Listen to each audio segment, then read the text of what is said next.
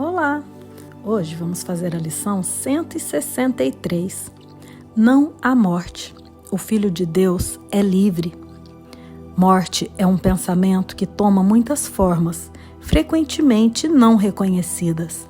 Pode aparecer como tristeza, medo, ansiedade ou dúvida, como raiva, ausência de fé e falta de confiança, preocupação com corpos, inveja e todas as formas em que o desejo de ser como tu não és possa vir tentar-te. Todos esses pensamentos não passam de reflexos da adoração da morte como Salvador e doador da liberação. Todos esses pensamentos que está falando aqui, retratando como morte, são pensamentos comuns à humanidade. São comuns ao observador que se alinha ao pensamento de separação e se vê indefeso em um corpo. E é por isso que os reflexos são todos esses: tristeza, medo, ansiedade, dúvida. Quem aqui nunca sentiu isso? Todos que estão alinhados com o pensamento de separação sentem isso. Por quê? Isso não vem de uma pessoa, de um personagem. Isso vem de uma consciência que pensa que se separou. Isso é mais profundo do que o que vemos aqui na forma. Encarnação do medo, anfitrião do pecado, Deus dos culpados e Senhor de todas as ilusões e enganos, de fato, o pensamento da morte parece poderoso, pois parece manter todas as coisas vivas dentro de sua mão ressequida, todas as esperanças e desejos no seu domínio maléfico, todas as metas percebidas somente por seus olhos que não veem. Os fracos, os impotentes e os doentes curvam-se diante da sua imagem, acreditando que só ele é real, inevitável, digno da sua confiança, pois somente ele virá com certeza. Nesse mundo, a única coisa que temos certeza é de que o nosso corpo vai morrer.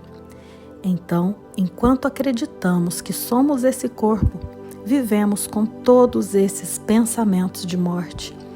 E são esses pensamentos que causam o ataque ao corpo. Todas as coisas, com exceção da morte, são vistas como incertas, rapidamente perdidas, por mais difícil que tenha sido obtê-las, inseguras em seus resultados, aptas a falhar as esperanças que outrora geraram e a deixar um gosto de pó e cinzas em seu rastro, ao invés de aspirações e sonhos. Mas pode-se contar com a morte, pois ela virá com passos certos, quando tiver vindo o momento da sua chegada. Nunca falhará em tomar toda a vida como refém para si mesma. Tu te curvarias diante de ídolos como esse? Aqui, a força e o poder do próprio Deus são percebidos em um ídolo feito de pó. Aqui, o oposto de Deus é proclamado Senhor de toda a criação, mais forte do que a vontade de Deus pela vida, do que o amor infindável e a perfeita e imutável constância do céu. Aqui, a vontade do Pai e do Filho é enfim derrotada e enterrada sob a lápide que a morte erigiu sobre o corpo do Filho Santo de Deus. Vemos aqui como o corpo não pode ser a imagem e semelhança de Deus. O Filho de Deus não pode ter se tornado corpo, porque o corpo, ele vai morrer. Por mais saúde que ele possa ter, ele não dura para sempre. E tu te curvarias diante de ídolos como esse? Você acha mesmo que isso é a sua realidade? Você é esse corpo cheio de defeitos? Será que Deus criaria um filho para viver e morrer e sofrer durante esse percurso? Sem santidade na derrota, ele veio a ser o que a morte quis que ele fosse. O seu epitáfio, escrito pela própria morte, não lhe dá nome, pois passou ao pó. Diz apenas isto: aqui jaz um testemunho de que Deus está morto.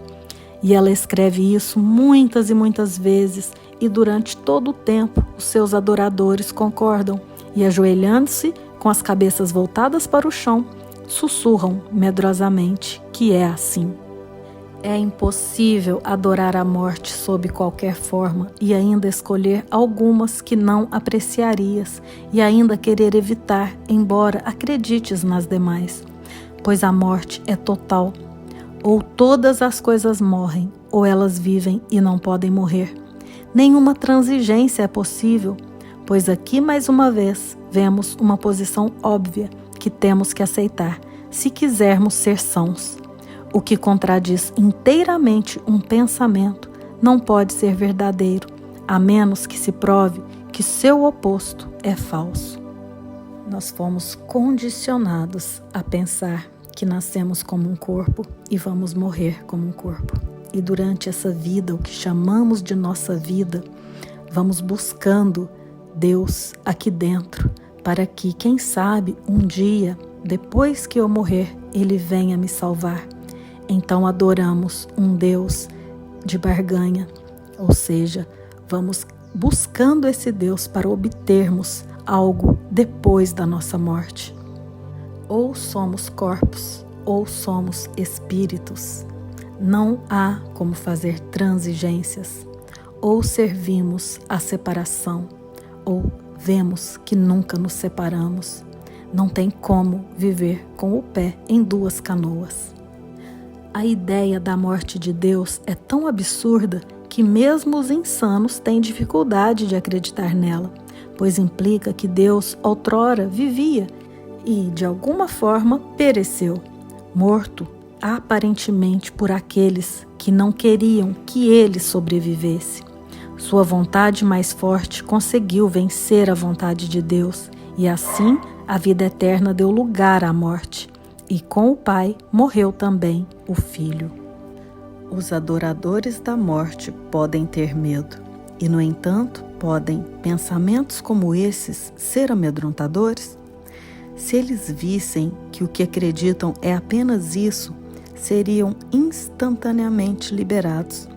E hoje tu lhes mostrarás isso. Não há morte, e renunciamos a ela sob todas as suas formas agora, para a sua salvação e a nossa também. Deus não fez a morte. Portanto, qualquer que seja a forma que assuma, ela tem que ser uma ilusão. Essa é a posição que adotamos hoje e nos é dado olhar para o que vem depois da morte e ver a vida que está além. Não há morte. Deus não criou a morte. Ela tem que ser uma ilusão. Portanto, o que somos é eterno. Não é esse corpo, não é nada na forma. O que somos é a extensão de Deus, completa, curada e íntegra. O Filho perfeito, impecável. A crença na morte é a crença na separação. É a crença de que algo foi possível à parte de Deus. Pai nosso, abençoa os nossos olhos hoje. Somos os teus mensageiros e queremos contemplar o glorioso reflexo do teu amor, que brilha em todas as coisas. Vivemos e nos movemos só em ti. Não estamos separados da tua vida eterna. Não há morte, pois a morte não é tua vontade. E nós habitamos onde nos colocaste, na vida que compartilhamos contigo e com todas as coisas vivas, para sermos como tu és e parte de ti para sempre.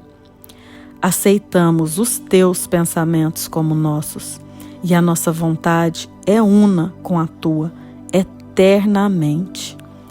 Amém. Não há morte. O Filho de Deus é livre, em unidade com seu Pai. E amanhã estaremos juntos para mais uma lição.